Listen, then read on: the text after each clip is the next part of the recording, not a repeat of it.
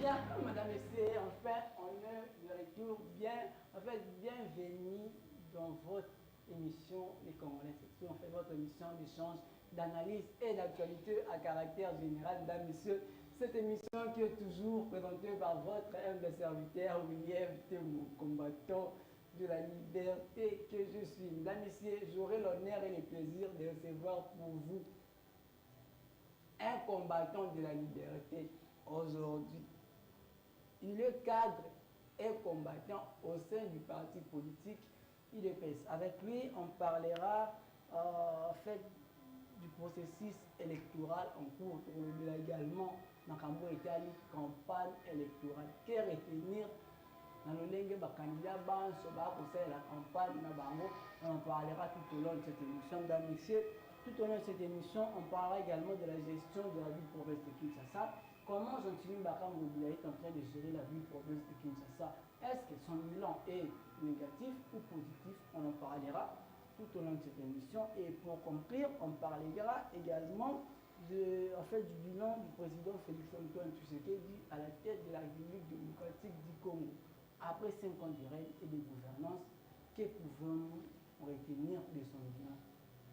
Est-ce que ce dernier a un bilan positif ou négatif? Est-ce que sur base de la positivité de son bilan, les Congolais et Congolaises que nous sommes, est-ce qu'on mérite de lui accorder un second mandat ou non? Est-ce que ce dernier mérite encore la confiance des Congolais et Congolaises ou non? Mesdames, Messieurs, j'ai l'honneur et le plaisir de recevoir pour vous aujourd'hui Monsieur Franck Bapinde. Il est cadre au sein de la Ligue des jeunes du parti politique UDPS. Bonjour et bienvenue. Bonjour, très cher journaliste. Merci pour l'invitation que vous m'avez accordée aujourd'hui. En fait, qu'est-ce que j'ai manqué à dire au sujet de votre présentation? Franck Bapinde, vu que l'émission a fait, vu que cette émission est bilingue, pour l'émission est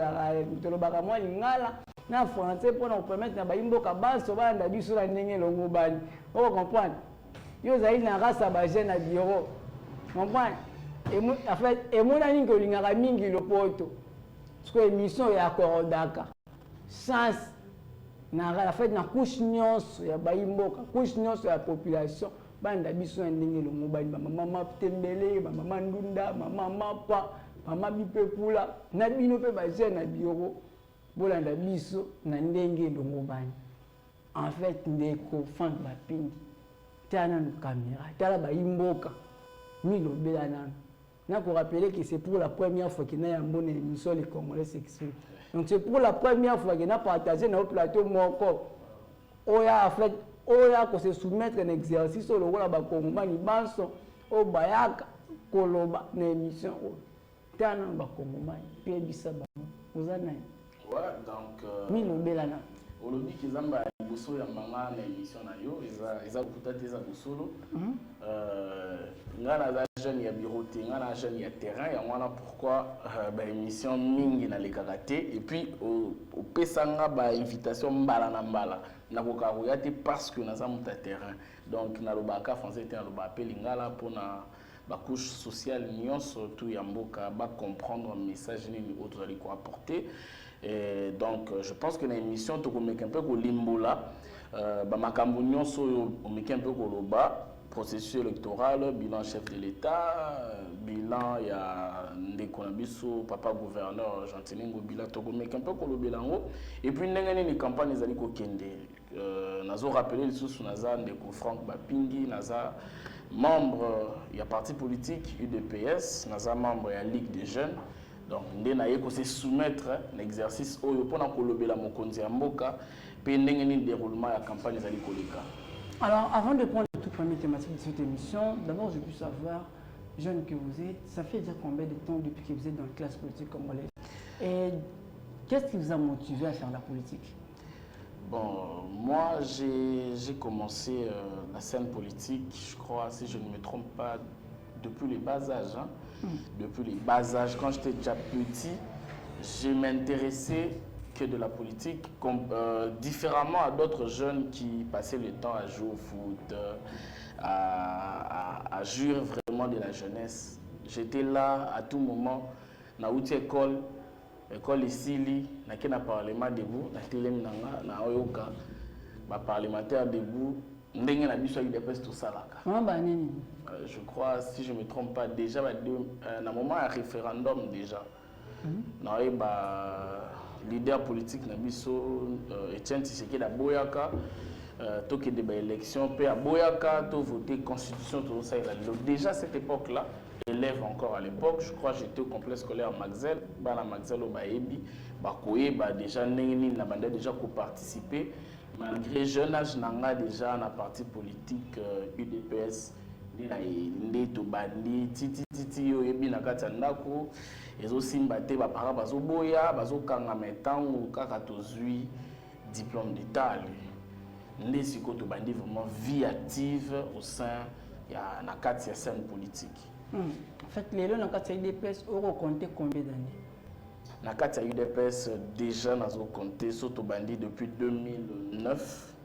Depuis 2009 jusqu'à ce jour, je suis à l'UDPS. Au Tika Romo Nangate, la partie Songolo Toni, malgré opposition, ils sont au démarrage qui est toujours dans la UDPS, je crois, depuis 2009. Depuis 2009, on a pu dans sa fiche qui, parce que je me rappelle bien, dans l'élection 2011, tu votes, tu participes à l'action au Nyonso. Et ça là, en 2011, 2011, arrivé à Papa Etienne Tshisekedi, en 2011, Joseph Kabila, Vital Kamerhe.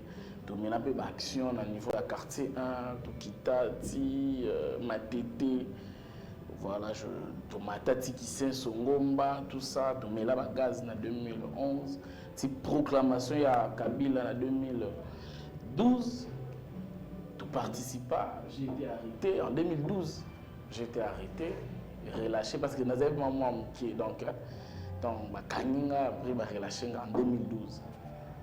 Déjà, j'ai commencé à aiguiser mes dents au sein du parti politique UDPS. Mais seulement, nous avons un médiaté, nous avons un écran terrain, plus de terrain, tout ça là. Et de 2009, nous avons compté déjà une douzaine, 13 ans déjà au sein du parti politique UDPS. Alors, jeune que vous êtes, d'abord, je peux savoir, nous avons gagné déjà à Moutouya, où tu as s'engagé dans la vie politique. En fait, il y a beaucoup d'abus. En fait, nous avons gagné à titre personnel. Dans le combat, nous avons mené déjà. D'abord, merci pour la Moutuna, mais je crois que devise y a parti politique, nous avons surtout définition y a parti politique.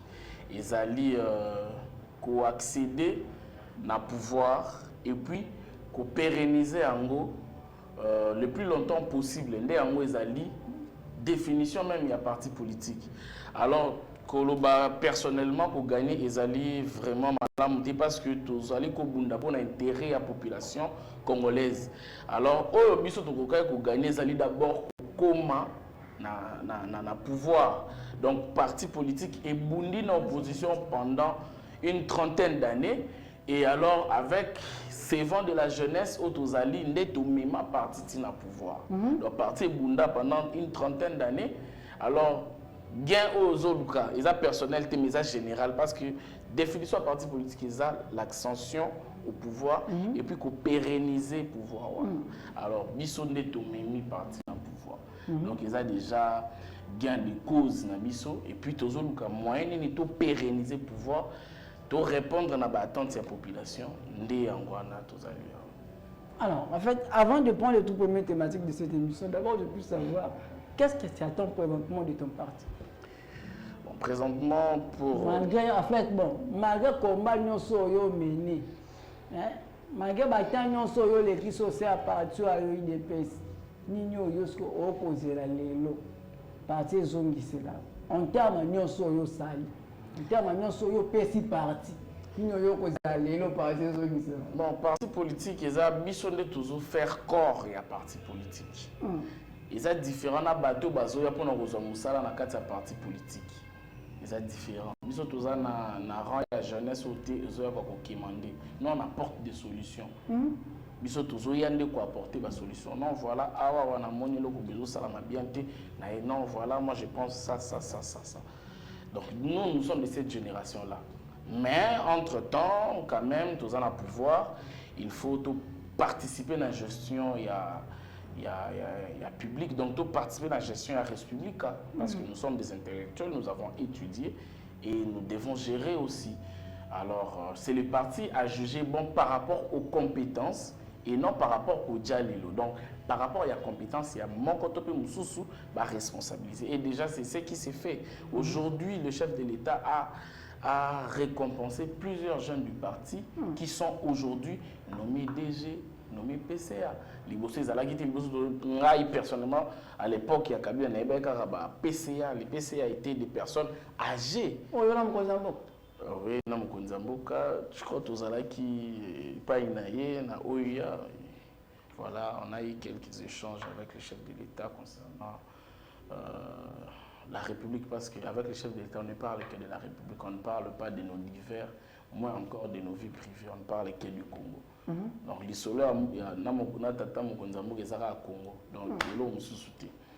donc, c'est un peu ça. Donc, le chef de l'État a valorisé la jeunesse. Aujourd'hui, nous avons des amis qui assument des grandes responsabilités du pays. Donc, ils sont nommés DG, ministres, ils sont nommés PCA. Or, jadis, tout le monde a posté un mais les jeunes, au sentiment équilibre, le chef de l'État valorisé ma maman, valorisé les jeunes. Donc, moi, classe politique, je pense que mon âme a tourné, donc on n'est pas pressé, on est là et on attend. En fait, en tant que personne physique, une tuteur à des femmes au Konzambok, nous avons trouvé ya Malonga et pas Fachi. Et là, on a trouvé ya Malonga et pas Fachi, ça les lotés. Parce que Batebele va s'approcher dans Fachi Lelo parce que c'est chef de l'État. Mais Bissoto s'approcha déjà à l'UDPS avant même que papa Etienne Tshisekedi Koufa. On avait déjà reconnu Félix Tshisekedi comme un grand leader et à cause de la moto à Mabiso Likolo. Et déjà à cette époque-là, en 2017, nous on avait déjà créé une fondation Félix Tshisekedi Fofat. Avec Madame Monique Kitoko. Madame Monique Kitoko. Voilà, je faisais partie de cette structure. Puis à son âme, Madame Monique Kitoko, avec qui on a vraiment milité et on a vraiment beaucoup travaillé. Déjà en 2017, nous, on croyait en la personne de Félix Tshisekedi. Avant qu'il devienne président. Avant qu'il ne devienne président, avant qu'il ne devienne même président du parti. On croyait déjà parce qu'il a la volonté. Au moment où de Félix Tshisekedi doit sentir volonté à la malam, volonté à changer. Donc au sentir honnêteté et sincérité à la donc c'est un peu ça. Et pour moi c'est vraiment un modèle et un leader. Bien, Madame, Monsieur, la télé, c'est le temps. Prenons présentement le tout premier thématique de cette émission. Ça consiste donc au processus électoral. Campagne électorale. Est-ce que ma d'abord la délai constitutionnel, bien que la campagne électorale est déjà en cours, mais aujourd'hui, il y a besoin de continuer à lancer toujours, en fait, de mettre toujours des doutes. Que ma c'est l'élection, la campagne, à lancer déjà la campagne électorale, il mettre toujours des doutes. Est-ce que ma et en parlant de la campagne électorale, tout à la gauche, au bas où les candidats qui gagnent, tout à la droite, au candidat qui gagne la qui plainte. En fait, Franck Mapindi, en parlant du processus électoral, d'abord je peux savoir, êtes-vous optimiste quant à la tenue de l'élection dans le délai conditionnel? Bon, moi je suis un politique. Et la CENI est indépendante. Donc, c'est la CENI qui convoque le corps électoral. Et la CENI a convoqué. Et aujourd'hui, nous sommes pendant la campagne électorale.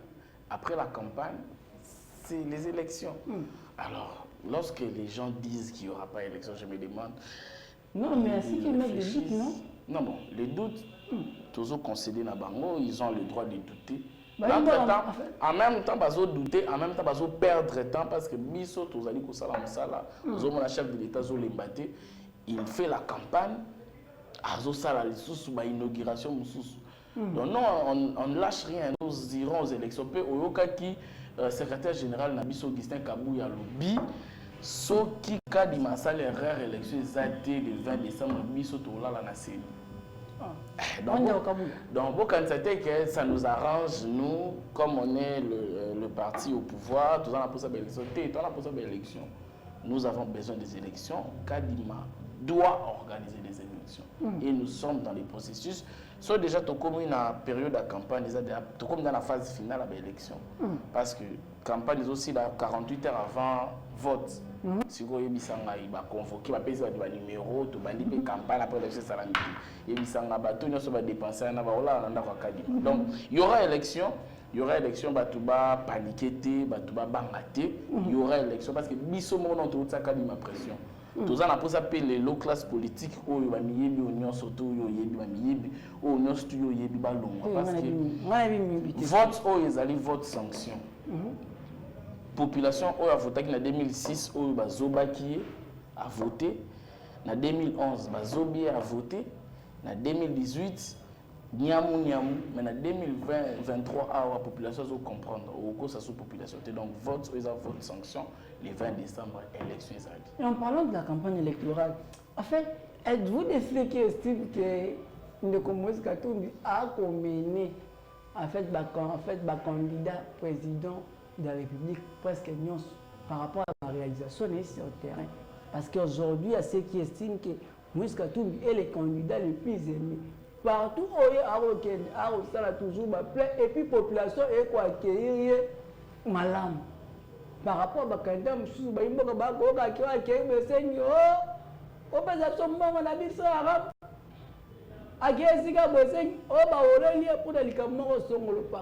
êtes-vous de ceux qui estiment que par rapport à la course, en fait, la campagne présidentielle, êtes-vous de ceux qui estiment que Moïse Katumbi avance par rapport à ma candidat, en fait, par rapport à son germain? En tout cas, merci de la question. On a aussi la publicité à Moïse Katumbi. Mais le roi aborder le sujet à Moïse Katumbi, nous allons répondre à eux. Non, les acteurs politiques majeurs ont aussi l'actualité.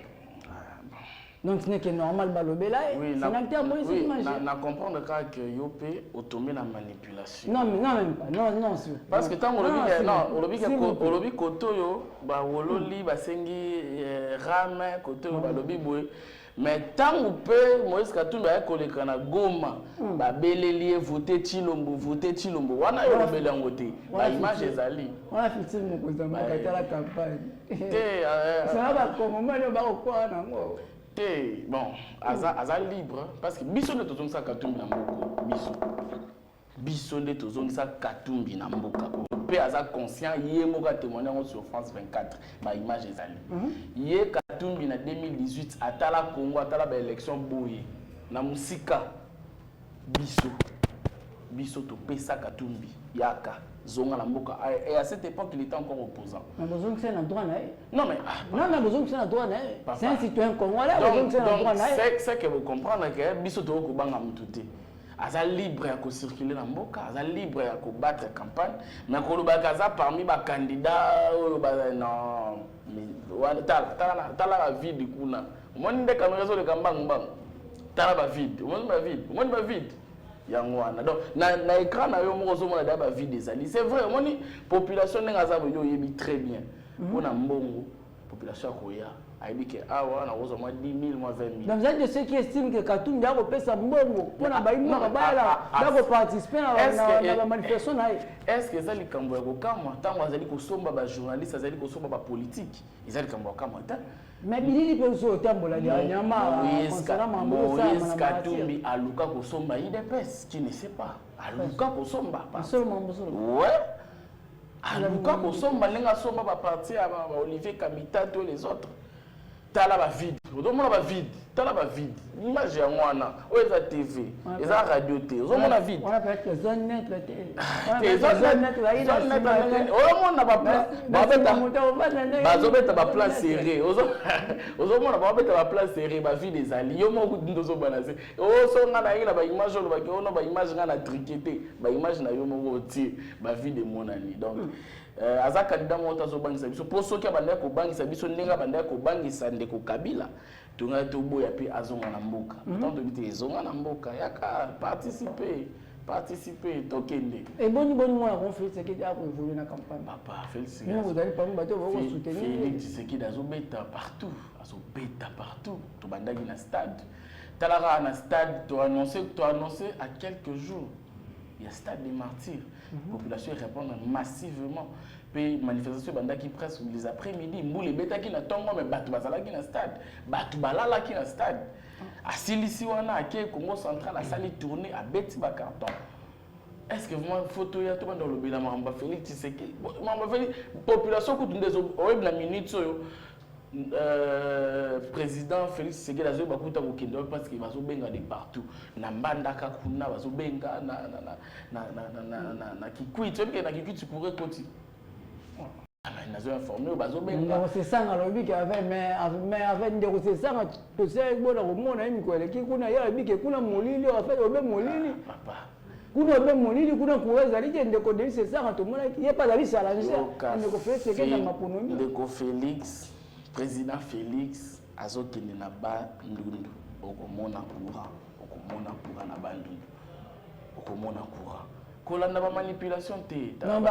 Talaba image mozomona. Non ba kotia courant avec na arrivé à ndeko Tshisekedi. Bandu ndazali parmi ba bénéficiaires ya ba programme le chef de l'état a pour la population.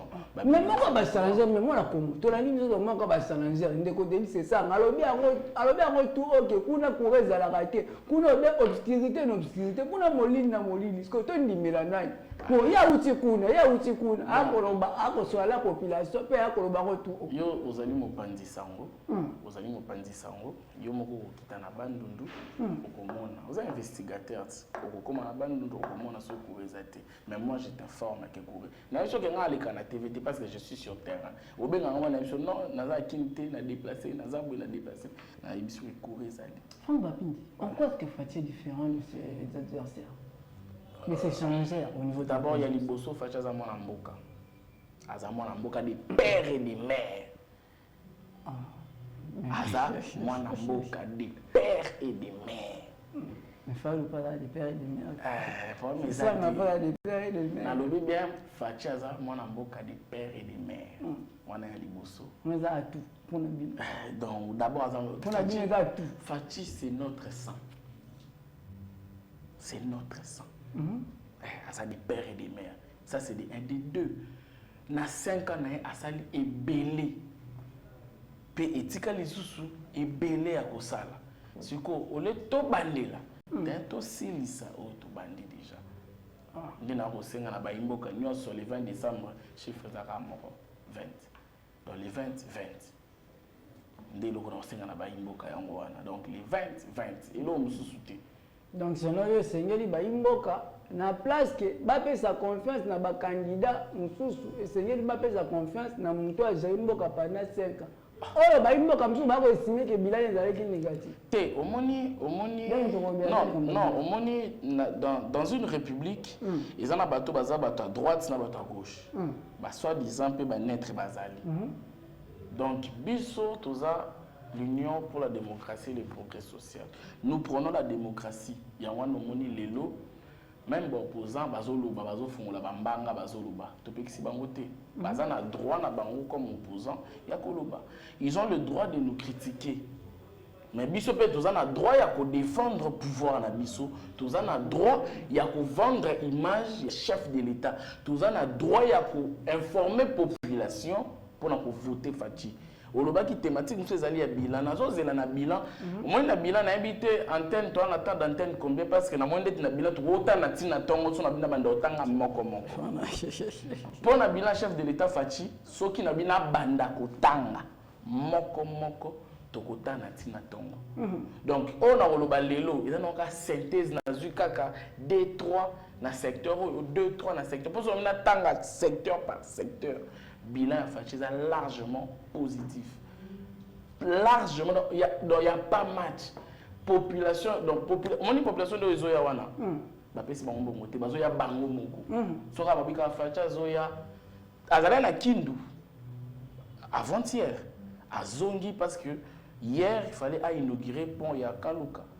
Kaluka est désenclavé. À Kiti na Kaluka, il y a une mobilisation. D'ailleurs, moi j'étais surpris que pendant la campagne Fachi a kokenda kozonga azongi mais population yé pourquoi parce que a sali bango nzela a désenclavé Kanluka makambo ese belé na botanga toujours que malem toujours l'élection toujours la campagne ngai pona nga Fachi aza le candidat commun de la République. Quand je dis le candidat commun, il n'a aucun challenger. Nazo mona mututé ndeko mukwege tisiko tozomona ete ndeko Fayulu disparu. Donc fera osa ba plein otambola te. Ah ça abandi na wapi non abandi na otambola yebisa candidat otambola osa ba plein candidat ni otangela ngai po o wana za mwana mboka te papa to beta masolo ya Congo masolo ba congolais ko beta nga masolo ba ya ba étranger te papa to beta masolo ba congolais candidat Zati le seul candidat unique de la République c'est Fachi. Bien mesdames et messieurs, comme on parle des candidats uniques, en fait comme on parle des candidats uniques et des candidats communs, de Samuel Kabako na OCP là, si possible, au tiranga élément moko, il y a candidat unique. En fait, il y a bien un candidat unique et un candidat commun, il y a Moamba. Ceux qui candidat, en fait, ceux qui moko élément, il y a campagne. Il y a candidat unique à moi, mais si possible, on balancer les missions, il y a moto zone à la plateau pour continuer dans la thématique. Ce moi, Zali, en fait, si possible, sur un biso, un élément moko, il y a des comments aussi possible.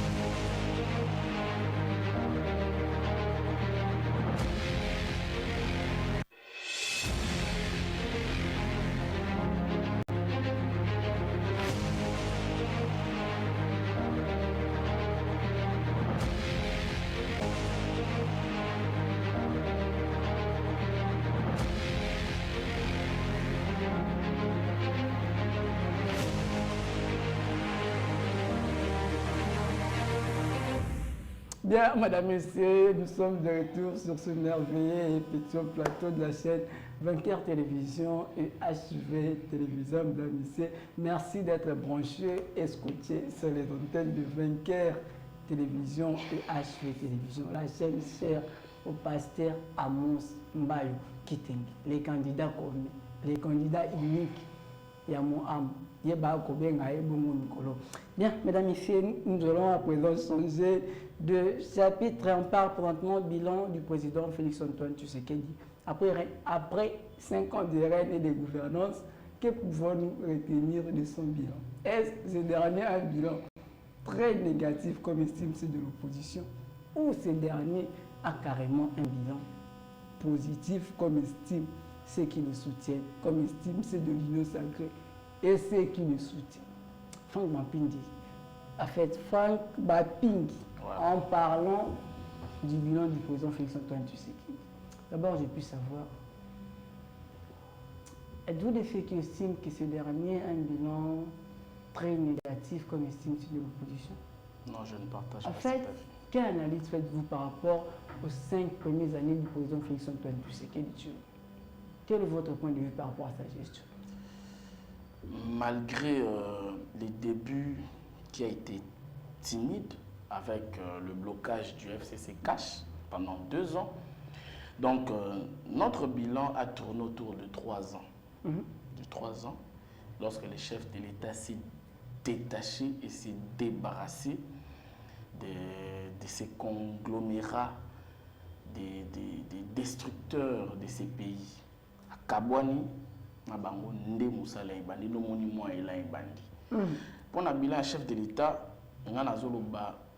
pendant les 5 ans, il y a rien naïe, bilan chef de l'État est positif. Largement positif. Pourquoi? Tobandina nous na secteur par secteur. Tobandina secteur il y a justice, démocratie et droits humains.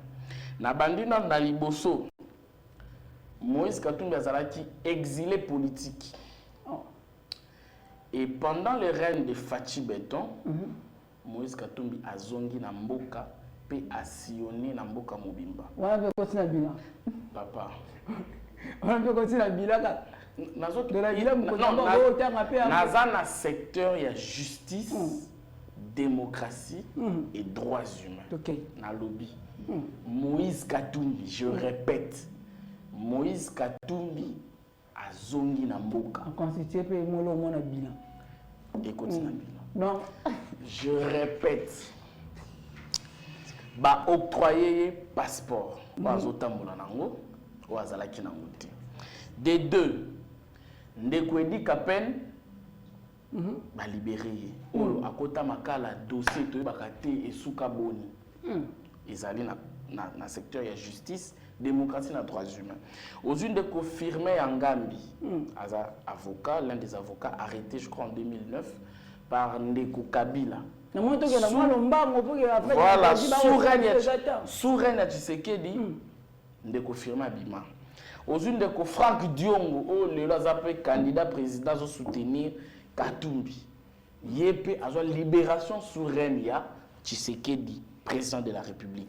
Les autres recrutement et nouveau magistrat, balança qui formation na bango, ils ont moko na kati yaba bilan et chef de l'État. Ce qui toke na secteur ya finance na budget. Les autres budget ya RDC ils ont na 4 milliards. Le président Fachi a multiplié les autres na budget ya 16 milliards. DGI ils ont moko yaba entreprise ou mobiliser la recette, à elle seule a mobilisé, en novembre 2022, a mobilisé 5 milliards de dollars, DGI seulement. Aujourd'hui, DGDA a réalisé, a matissé le budget à 84%, donc 4 milliards, or il fallait à mobiliser 3 milliards. Aujourd'hui, DGRAD, il n'y a pas 604%. Il fallait, aux acquis prévus à mobiliser 2 milliards, mais à mobiliser 3 milliards. Donc il y a des avancées. Nous avons un extrait pour tout qu'il y ait dans le mango par rapport au bilan chef de l'État. L'entrepreneuriat, aujourd'hui, grâce à la volonté manifeste du chef de l'État, 1250 entrepreneurs ont bénéficié d'un financement. Il y a un gouvernement, 1200 entrepreneurs. Aujourd'hui, plus de 38 000 personnes ont été touchées par rapport à processus sur entrepreneuriat au chef de l'État a lancé. Les lots, tous ont accès à le financement dans le cannabis aux entrepreneurs, au même projet, aux financements. 960 jeunes entrepreneurs vont bénéficier d'un montant aux environs de 5 000 $, notamment les qui a Peter Tchani, mon journaliste à Katumbi, peut bénéficier qui n'a enveloppe parce qu'il y a je crois, à bénéficier qui n'a enveloppe comme étant jeune dans le cadre il y a entrepreneuriat. Dans l'entrepreneuriat, parce que de l'autre chef de l'État a appuyé les jeunes pour tous les entrepreneurs. Dans la culture, dans le secteur, il y a culture et sport, tous on a 4 stades réhabilités, 4 stades en voie de réhabilitation, c'est éparpillé dans 7 provinces. Le gros latin est vraiment beaucoup, c'est dans le sport, la culture, organisation de la francophonie et Salami Lambo Cannabiso sans incident. Ils ont parmi Babila, chef de l'État. Les lots Batongi, centre sportif, il y a judo, Ezali, Batongi gymnase, multisport, Batongi stade, Ezali, Yosa journaliste au Koleka au Komona. En termes d'éducation, parce que l'éducation des allés à venir, il y a Mboka, éducation grâce à la gratuité. Qualité baby. Grâce à la gratuité de l'enseignement, 6 millions d'enfants qui étaient écartés dans le domaine de l'éducation, 6 millions d'enfants que la gratuité a récupéré, 58 000 enseignants, donc na retraite 58 000 bakoti, prise en charge il y a 266 220 enseignants NU qui ont été pris en charge à la paye. Et puis aujourd'hui, dans l'université, au moment de la réhabilitation, il y a UPN, UNIKIN, BTP, construction à l'université, dans Mbujimaï, dans Katanga, dans Goma et consort. L'université, l'image est Zali. Ce côté, il peut le long, dans Kinshasa, Trans Academy, ils sont des étudiants, que l'on a l'université, dans l'université, ils sont bus scolaires, ils ont Tanga, ils ont bus scolaire, mais grâce à chef de l'État, les étudiants ont un bus scolaire. Réhabilitation à l'université Koutkoulou. C'est ok na IBTP, au commun dans le lot IBTP et donc et Bongi. Toké na infrastructure, dans Lombango, on a plus ou moins 317 écoles construites, on a 14 centres de santé batongi, toza na 636 bâtiments administratifs batongi na ba province, toza na plus ou moins 30 000 km ya banzela batongi à travers la République. Ba pont banini kolobati. Donc je pense bilan chef de l'État est largement positif par rapport à Yangonga. Je pense que je peux me limiter là. Prochainement, toko banda vraiment émission na Ngonga Sengeli pour te bakolobe la makambo ezali atina pour na chef de l'État mais nazo rassurer bino Azana Challenger, Azana adversaire, il est le candidat commun de la République. Donc, selon le bilan Mkonzamboka, il est positif. Largement, c'est largement positif. Autour de la ambassade, si possible, ne serait-ce que 4 stades, ne serait-ce que comme 4 stades. Stade des martyrs. Homologué Misoti. Les lois ils ont dit non. Mais la